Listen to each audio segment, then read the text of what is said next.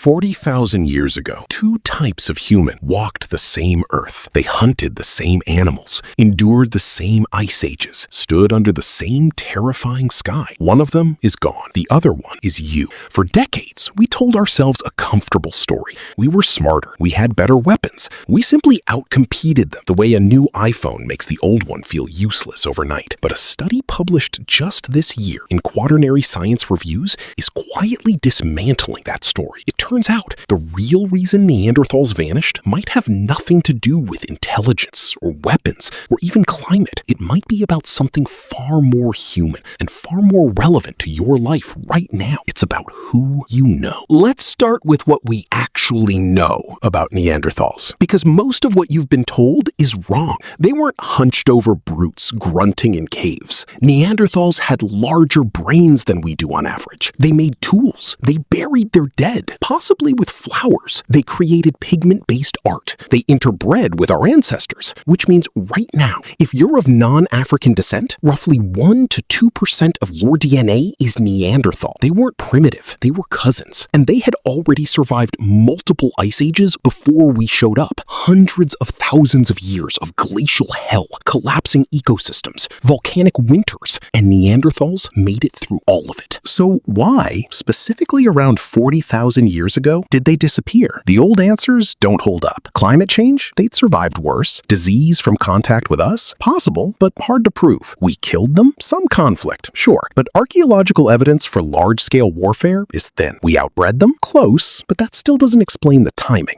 For decades, paleoanthropologists have been staring at this mystery, and none of the single-factor explanations stick until now. Ariane Burke at the University of Montreal did something unusual.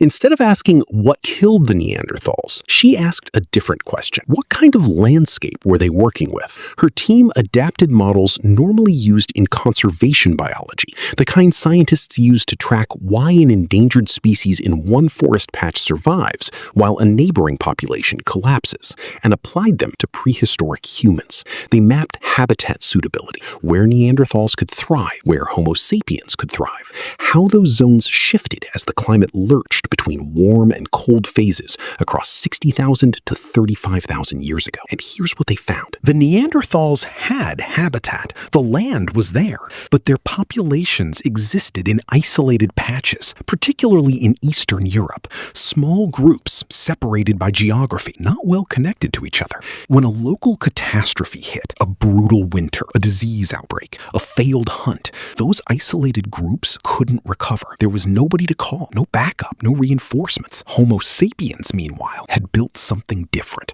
Our ancestors maintained larger, more flexible networks between groups.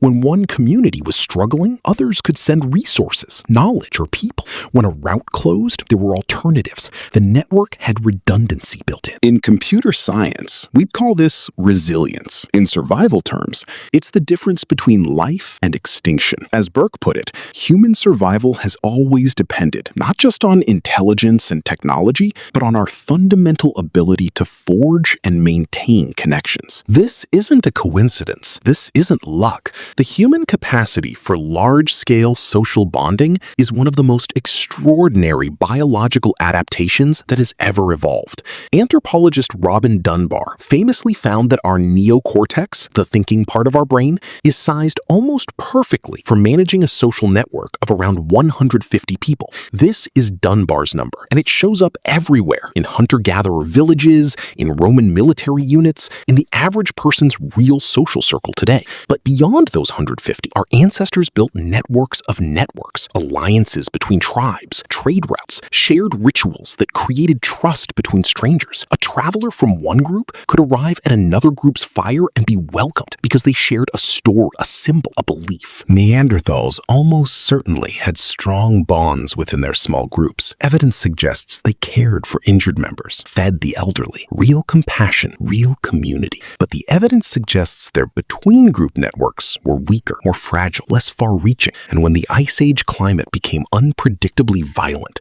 cold snaps that could devastate a region in a single winter, fragmented populations couldn't absorb the shock. Think of it like this. A sparse grid goes dark. A well-connected grid reroutes and holds. Our ancestors were the grid. Here's the part that should stop you cold. We won because of our networks. Our species exists because some ancient humans were better at maintaining connections across distance, building trust with strangers, and sharing resources when things got hard. That capacity is baked into your biology. When you feel genuine belonging, when you're part of a community, a tribe, a team, your brain releases oxytocin and reduces cortisol. Your immune system literally performs better. Studies show that people with strong social networks live longer, recover from illness faster, and are dramatically more resilient to stress. Social connection isn't a luxury. It's not a nice to have. For your brain, the same brain that helped our species outlast the Neanderthals, connection is infrastructure. And yet, modern life has done something remarkable. It has given us tools to connect with billions of people and somehow made us feel more isolated than ever. We have 800 followers and no one to call at 2 a.m. We're surrounded by people in offices, in cities, in apartment buildings, and experiencing what researchers call an epidemic of loneliness. The Neanderthal story is a warning from 40,000 years ago. It doesn't matter how capable you are individually. It doesn't matter how smart, how strong, how well-equipped. Isolated populations collapse. Connected ones endure.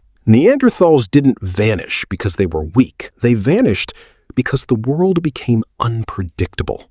And unpredictable worlds punish isolation. We're still here because somewhere in our deep past, someone chose to reach across the darkness to a stranger's fire, to share food, to share knowledge, to say, we are the same kind of people. That impulse, that drive to connect, isn't just warmth. It's not just emotion. It is the reason you exist. So the next time you feel the pull to withdraw, to isolate, to scroll alone in a crowd, remember what the fossil record is telling us. Your network is not a social feature. It's a survival feature. Stay curious. Question everything. And I'll see you in the next video.